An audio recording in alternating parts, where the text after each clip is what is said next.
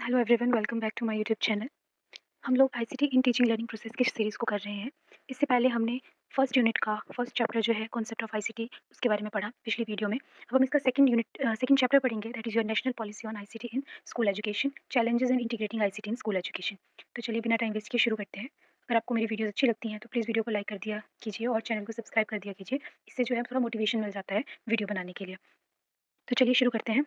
तो national policy जो है बहुत सारी पॉलिसीज़ बनाई गई हैं, जो कि जिनका मकसद क्या था कि हमने स्कूल एजुकेशन को आईसीटी के साथ में लिंक करना है, ठीक है? इसका मेन फ़ोकस जो था वो ये था कि एजुकेशनल सिस्टम जो है ना, उसको हमने टेक्नोलॉजी के साथ जोड़ना है। जब हम टेक्नोलॉजी के साथ अपने एजुकेशन सिस्टम को जोड़ेंगे, तो उससे टीचिंग भी अच्छी होएगी और लर्निंग की प्रोसेस भी अच्छी होएगी। तो जब बच्चों को हम अच्छे से पढ़ाएँगे, बच्चे अच्छे से पढ़ेंगे, तो हमारा जो लर्निंग आउटकम है स्टूडेंट का, वो भी हमें अच्छा मिलेगा और स्टूडेंट्स भी जो डिजिटल एज अब चल रही है या आगे चल के आएगी, स्टूडेंट उसके लिए भी प्रिपेयर होता है। ये जो पॉलिसीज़ होती हैं बोलता है ये एक कंट्री से दूसरी कंट्री वेरी करती है, लेकिन सबका कॉमन ही गोल और स्ट्रैटेजीज़ होता है कि हमें बेटर और क्वालिटी लर्निंग बच्चों को देनी है, टीचिंग हमने अपनी अच्छी करनी है, ठीक है? तो चाहे कंट्री कोई भी हो, लेकिन सभी पॉलिसीज़ जो होती हैं सबका मकसद एक ही होता है। तो आप इस तरह से थोड़ी-सी इंट्रोडक्शन लिख लेना इसके। अब इसके बाद हम देखते हैं कि क्या-क्या की एस्पेक्ट्स थे नेशनल पॉलिसीज़ के आईसीटी इन स्कूल एजुकेशन के लिए। तो सबसे पहला है हमारा digital literacy and skill. Digital literacy and skill का मतलब है कि ये जो पॉलिसीज़ है ये एम्फसाइज़ करती हैं, मतलब ये स्ट्रेस देती हैं कि कैसे हमने स्टूडेंट्स को जो है डिजिटल लिटरेसी स्किल के लिए इक्विप कराना है, मतलब उसको तैयार करना है बच्चे को कि वो जो है डिजिटल टूल्स जो है उनको यूज़ कर सके, अपने लिए ऑनलाइन रिसोर्सेज को ढूंढ सके, इंफॉर्मेशन को जो है वो क्रिटिकली इवेलुएट कर सके। मतलब नेशनल पॉलिसी इन शॉर्ट ये बोलना चाह रही है कि हमने बच्चों को जो है आने वाली जो डिजिटल टेक्नोलॉजी वाली जो एरा है उसके लिए प्रिपेयर करना है। तो आईसीटी जब हम स्कूल एजुकेशन के साथ जोड़ेंगे तो बच्चे में डिजिटल लिटरेसी और स्किल्स की अपने आप से इनकलकेशन हो जाएगी। उसके बाद है access to technology. Access to technology का मतलब है कि पॉलिसीज़ ये इंश्योर करती हैं कि सभी बच्चों को जो है प्रॉपर टेक्नोलॉजी के डिवाइसेज़ का एक्सेस मिले, नेटवर्क इंटरनेट कनेक्टिविटी मिले, ठीक है? तो इसके लिए स्कूल्स वगैरह जो है कंप्यूटर्स, टैबलेट्स इस तरह के अदर डिवाइसेज़ जो है वो पॉलिसीज़ के अंडर स्कूल्स को दिए जाते हैं कि वो बच्चों को इनको यूज़ करना सिखाएँ। फिर है टीचर ट्रेनिंग। अब पॉलिसीज़ जो है बना तो देते हैं, लेकिन इनको इम्प्लीमेंट कौन करेगा स्कूल में? टीचर्स करेंगे। लेकिन अगर टीचर्स खुद ही उतनी इफेक्टिव ट्रेन नहीं है उस पर्टिकुलर एरिया में, तो वो बच्चों को कैसे करवाएँगे? तो टीचर ट्रेनिंग भी पॉलिसीज़ का एक क्या है, बहुत इंपॉर्टेंट हिस्सा है, जिससे कि हम टीचर्स को जो है इन टेक्नोलॉजी की चीज़ों से हम उनको क्या कर सकते हैं, अवेयर करवा सकते हैं, उनको सिखा सकते हैं चीज़ों को कि कैसे आपको ये टेक्नोलॉजी को यूज़ करना है अपनी टीचिंग के दौरान। तो फिर इससे क्या होगा कि बच्चों को वो और बेटर तरीके से पढ़ा पाएँगे विद कॉन्फिडेंस। क्योंकि अगर टीचर खुद ही ऐसा है जिसको खुद को कोई टेक्नोलॉजी की नॉलेज नहीं है, तो उसको क्या होगा कि उसका कॉन्फिडेंस और मोरल पहले ही डाउन हो जाएगा कि मेरे को बच्चे को पढ़ाना है लेकिन मुझे खुद को ही नहीं आता है। तो पॉलिसीज़ का जो मेन जो एम होता है ना, वो ये भी होता है कि पहले हमें टीचर्स को ट्रेन करना है कि कैसे इन डिवाइसेज़ को यूज़ करना है, कैसे टेक्नोलॉजी को यूज़ करना है और कैसे वो अपनी टीचिंग में टेक्नोलॉजी को जोड़ सकते हैं। देन उसके बाद है हमारा करिकुलम इंटीग्रेशन। करिकुलम इंटीग्रेशन बोलता है ये जो पॉलिसीज़ होती हैं, ये इस टेक्नोलॉजी को हमारे करिकुलम के साथ जोड़ने का भी बहुत इंपॉर्टेंट काम करती है। कैसे? जैसे डिफरेंट डिफरेंट सब्जेक्ट्स हैं, ठीक है? उन हर सब्जेक्ट्स की क्या है, लर्निंग एक्सपीरियंसेस अलग हैं, उनका टीचिंग मटीरियल अलग है, इंस्ट्रक्शनल अप्रोच अलग है। तो आईसीटी को जब हम करिकुलम के साथ जोड़ेंगे, तो उससे क्या होगा कि हर एक सब्जेक्ट की, हर एक चीज़ की हमारे पास क्या होंगे, डिजिटल रिसोर्सेज़ होंगे। बच्चों को हम इंटरैक्टिव बोर्ड्स के थ्रू जो है वो डिजिटल बोर्ड्स के थ्रू पढ़ा सकेंगे। ऑनलाइन कोलैबोरेशन टूल्स होते हैं। तो इस तरह से आपने पॉलिसीज़ की मदद से टेक्नोलॉजी को क्या कर दिया, करिकुलम के साथ इंटीग्रेट कर दिया। जब करिकुलम जो है फिर वो डिज़ाइन ही बच्चों की नीड्स के हिसाब से हुआ है, तो वो बेटर लर्निंग और हो जाएगी उसमें, ठीक है? उसके बाद है पर्सनलाइज़्ड लर्निंग। पर्सनलाइज़्ड लर्निंग है कि आईसीटी पॉलिसीज़ जो है ये भी देखती है कि बच्चे की नीड्स, उसका लर्निंग स्टाइल क्या है, उसके हिसाब से उसको क्या कर रही है वो पर्सनलाइज़्ड लर्निंग एक्सपीरियंस प्रोवाइड करवा रही है। फिर है ब्लेंडेड लर्निंग। ब्लेंडेड लर्निंग का मतलब है कि आपने पूरी तरह से टेक्नोलॉजी पे बेस्ड नहीं रहना है कि भी हम सब कुछ ही टेक्नोलॉजी के थ्रू ही करेंगे, बल्कि हमने ब्लेंडेड लर्निंग करनी है। जो हमारा ट्रेडिशनल क्लासरूम इंस्ट्रक्शन है ना, उसको भी रखना है, साथ में उसको हमने ऑनलाइन लर्निंग एक्टिविटीज़ के साथ जोड़ देना है, ठीक है? ये ज़्यादा फ्लेक्सिबल अप्रोच होती है, बच्चे की ज़्यादा बेटर अंडरस्टैंडिंग होती है और आप डिफरेंट लर्निंग स्पेसेस के बच्चों के साथ भी कैटर कर सकते हो, ठीक है? ब्लेंडेड लर्निंग हो गई। उसके बाद है digital content and resources. Policies ये भी एनकरेज करती है कि जो हमारा डिजिटल एजुकेशनल कंटेंट है ना, उसको हम बना भी सकते हैं, अच्छा, और शेयर भी कर सकते हैं। इसमें आपके जितने भी ओपन एजुकेशनल रिसोर्सेज हैं, वो सारे आ जाएँगे। तो हाई क्वालिटी लर्निंग मटीरियल जो है, हम आईसीटी के थ्रू हर बच्चे को दे सकते हैं। Then assessment and feedback. Assessment and feedback बोलता है कि आईसीटी पॉलिसीज़ जो है, इसके अंडर हर एक बच्चे को कैसे हम असेस करेंगे, उसके कैलिबर के हिसाब से या उसकी एबिलिटीज़ के हिसाब से, वो भी इसमें सब कुछ होता है।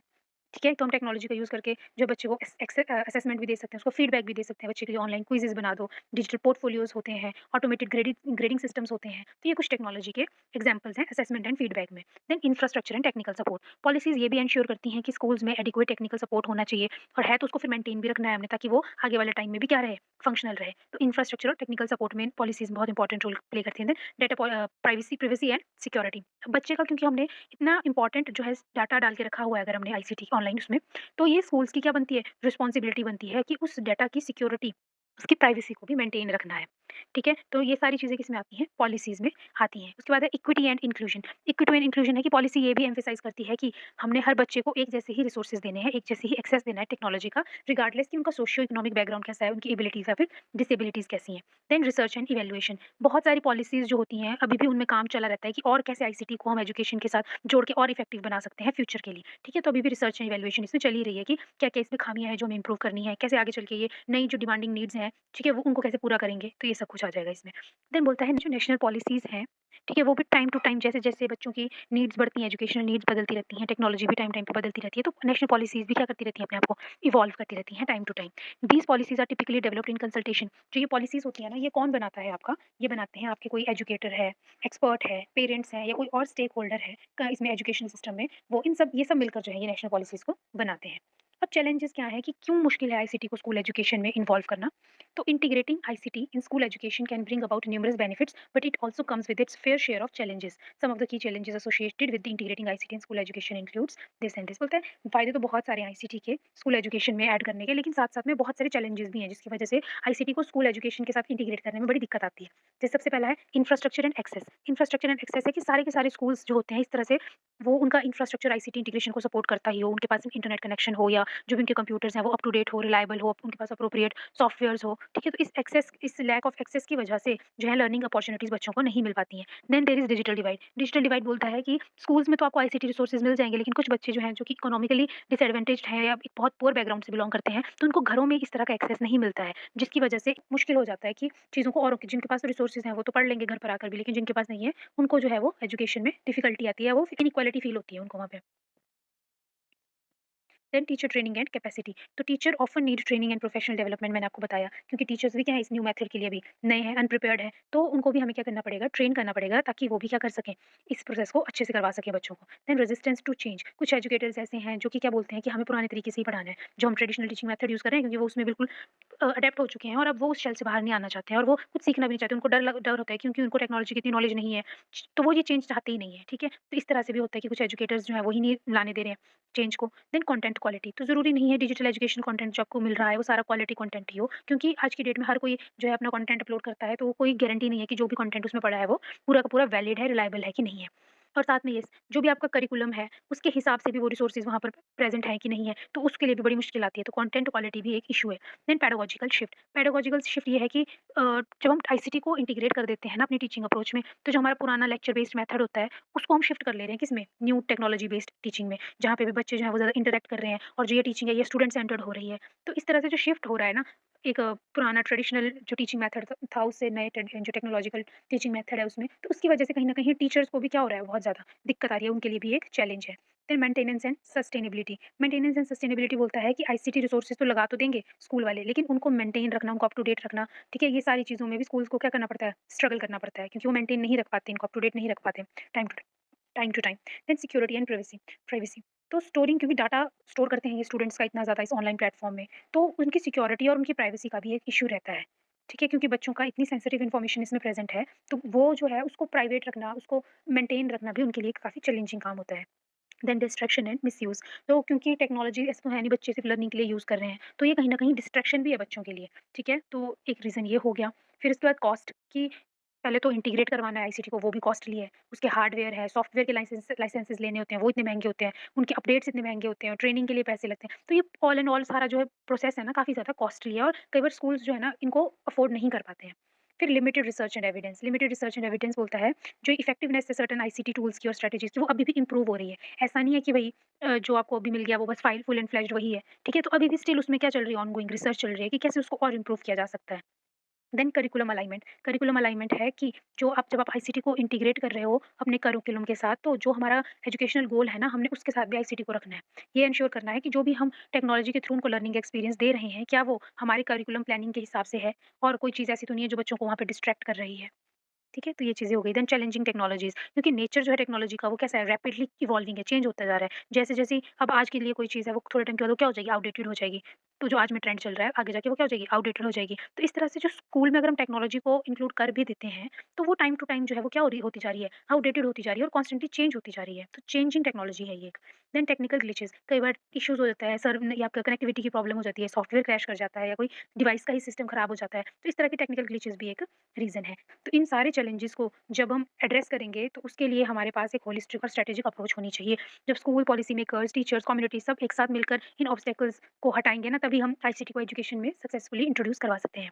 कंक्लूजन देख लेते हैं। तो integration of information communication technology in school education has brought about significant changes and opportunities for both students and educators. Exactly ICT के इंटीग्रेशन से क्या हो रहा है, बहुत सारे अच्छे चेंजेस हो रहे हैं। किसके किसके किसके लिए, स्टूडेंट्स के लिए भी और एजुकेटर्स के लिए भी। While changes exist the potential benefits are substantial. जो ये जैसे जैसे चेंज, जो ये चैलेंजेस है ना, क्योंकि इन चैलेंजेस की वजह से जो पोटेंशियल बेनिफिट्स है ना, वो भी बड़े सारे हैं। ऐसा नहीं है कि सिर्फ चैलेंजेस ही है, आपको फायदा भी बहुत ज़्यादा हो रहा है आईसीटी का। आईसीटी जो है पुरानी ट्रेडिशनल क्लासरूम्स को ना ट्रांसफॉर्म कर दिया है, किसमें, एक डायनामिक लर्निंग एनवायरनमेंट में, जहाँ पहले बच्चे पैसिव लिसनर्स की तरह सुनते थे, बोरिंग तरीके से समझते थे और चीज़ों को इतने अच्छे से भी नहीं पढ़ पाते थे। अब जो है ये सारी चीज़ें कैसी हो गई हैं, इंटरेस्टिंग हो गई हैं, बच्चे एक्टिवली पार्टिसिपेट कर रहा है, क्योंकि अब चाइल्ड सेंटर्ड अप्रोच हो चुकी है ये। तो काफ़ी ज़्यादा टेक्नोलॉजी ने जो है एक पावरफुल इम्पैक्ट डाला हुआ है एजुकेशन के एक्सपीरियंस के ऊपर।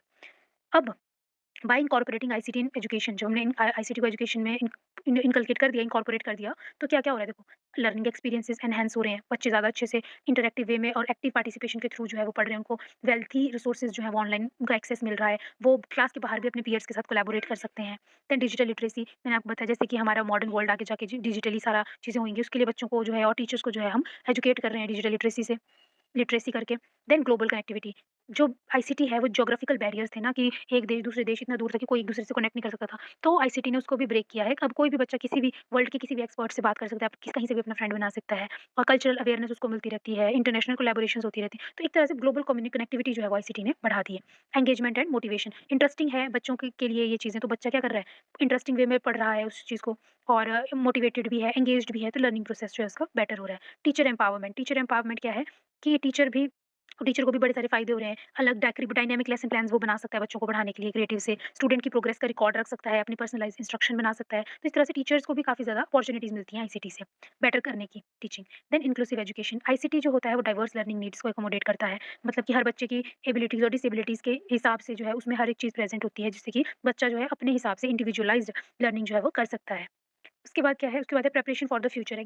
बता दिया मैंने बहुत बार कि जैसे कि हमारा फ्यूचर जो है अब आगे डिजिटल ही वर्क करेगा, तो उसके लिए भी हम जो आज की जनरेशन है उसको प्रिपेयर कर रहे हैं आगे जाके, ताकि वो आगे जाके जब उसको डिजिटल एज में वो पहुँचेगा या जब वो टाइम आएगा जहाँ पे सब कुछ डिजिटली होगा, तो उसको वहाँ दिक्कत ना आए, वो पहले से ही प्रिपेयर्ड हो। देन एफिशिएंट एडमिनिस्ट्रेशन ये है कि आईसीटी की मदद से जो है आप बच्चों का अटेंडेंस ट्रैक रख सकते हो, उनकी जितनी भी एजुकेशनल पोर्टफोलियोज़ हैं वो आप अपने पास रख सकते हो, तो इस तरह से काफ़ी ज़्यादा इंपॉर्टेंट है ये। तो यही था सारा national policy on ICT in school education और उसके चैलेंजेस के बारे में। आई होप आपको समझ आया होगा।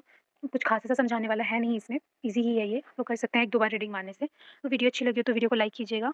मिलते हैं अगले वीडियो में, तब तक के लिए थैंक यू।